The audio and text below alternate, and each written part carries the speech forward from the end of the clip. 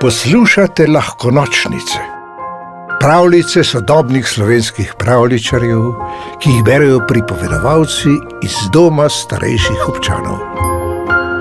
Zmaj Kihaj in seneni nahod.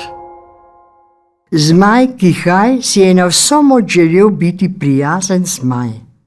Hotel se je družiti z ljudmi, z njimi igrati nogomet in čohljati psičke za uhlje. A kaj, ko je zmaja Kihaja mučila nadloga po imenu seneni nahod? Kadarkoli je zavohal kakšno rastlino, je dobil napad kihanja. Zmajsko kihanje pa ni šala, saj jim je takrat skozi nosnice bušle ogenj, kar pomeni, da med kihanjem ni pametno čohljati psičkov. Tudi ljudje so se mu začeli izogibati, saj jim je s svojim kihanjem zakuril že 5 hiš, 18 parov hlač, 3 brade, 7 nogometnih žog in 12 rdečih kartonov. Da cvetličnih gredic sploh ne omenjamo.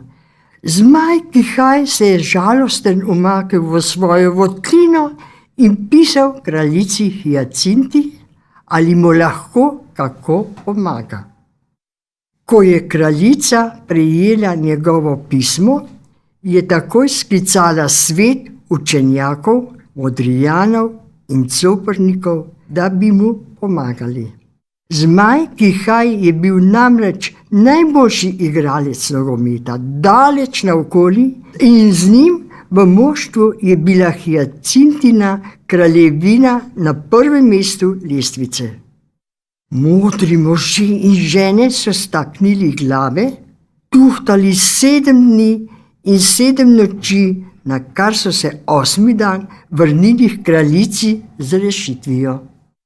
Zmaj Kihaj naj od pomladi do jeseni spi poletno spanje, med ljudi pa naj pride po zimi, ko rožice ne cveto, je slovesno naznanil plešoglav Brihta, najmodrejši od vseh modricev.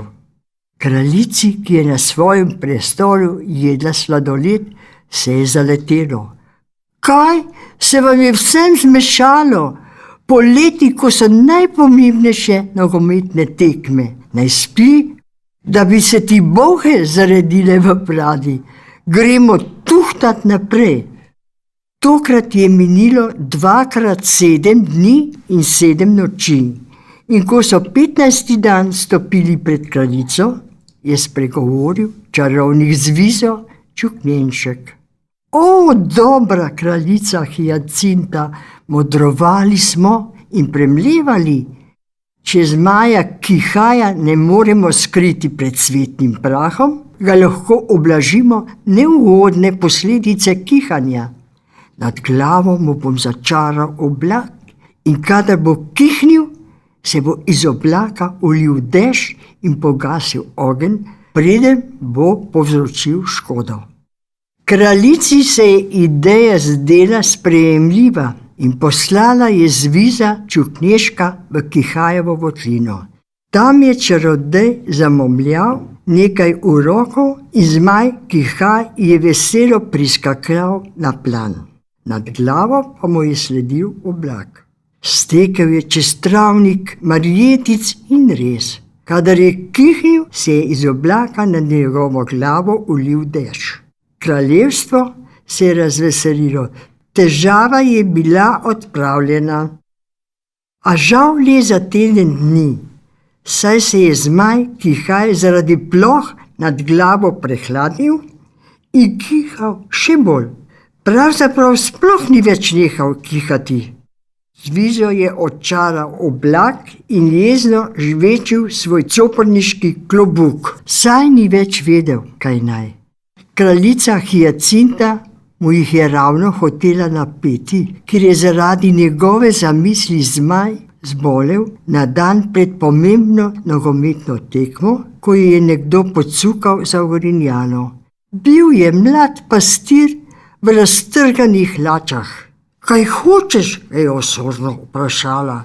Mislim, da imam rešitev za zmaja Kihaja, je rekel pastir. Ti, Najmodrejši moški in ženske v kraljevstvu mu niso znali pomagati, pa mu boš ti? Veste, tudi mene muči seneni nahod. Tako si pomladi in poleti v nosnice stlačim kroglice ovčje volne, pa cvetni prah ne pride do mene. Mislim, da bi za Kihaja morali ostriči 3 ovce, a je vredno poskusiti. Kraljica je sklenila, da nima česa izgubiti in je ukazala ostriči 3 ovce iz kraljeve črede, ki so imeli še posebej mehko in voljno volno, namenjeno za kraljevske puloverje in zimske nogavice. Dvorna predica je volno spredla v ogromni bunki in naslednji dan so ju s kraljevsko kočijo odpeljali do Kihajeve jame.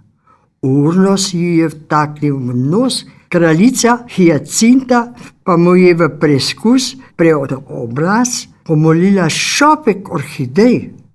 Zame se ne bi bilo treba, hvala, je bil navdušen zmaj. Vzel jih je kraljici iz rok in odnesel v vazo, kihnil pa ni. Hurra, je zopila množica, zbrana pred zmajevo votlino. Zmaj Kihaj je zdrav. Skrajni čas je rekla kraljica Hiacinta. Čez 2 uri imamo nogometno tekmo z moštvom grofa von Sauerkrauta. Zmaj Kihaj se je oblekel športne hlačke in oddirjal na štadion. Vsi prisotni pa za njim. Glasno so vzklikali njegovo ime, še najglasneje kraljica Hiacinta, ki se ni več bala, da letos ne bi postali prvaki. Pravljico napisal Boštjan Gorenc, Pižama, pripovedovala Mara Gostinčar. V deželo princesk, zmajev, gozdnih vil in ostalih čarobnih bitij ste vabljeni na lahkonočnice.si.